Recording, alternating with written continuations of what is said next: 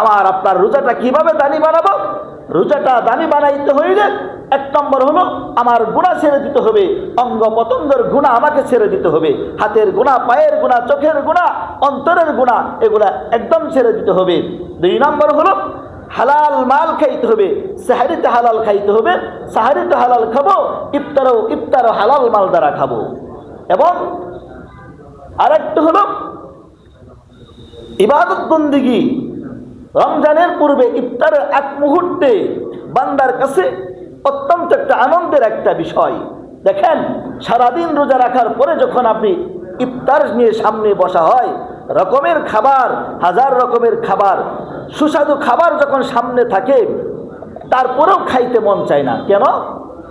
সময় 1 মিনিট বাকি আছে, তারপরেও খায় না। কেন খায় না? মালিকের মহাব্বতে খায় না।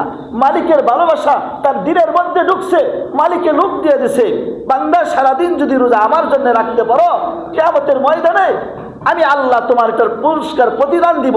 এই জন্যে বান্দার সামনে পিপাসায় ক্ষুধায় কষ্ট করে তারপরে খাবার মুখে দেয় না। দুনিয়ার কেউ দেখে না, তারপরেও তার দিলের মধ্যে এটা জাগে না যে কেউ তো দেখে না, দরজা বন্ধ করে এক ঢুক পানি, একটু খাবার আমি খাই নেই।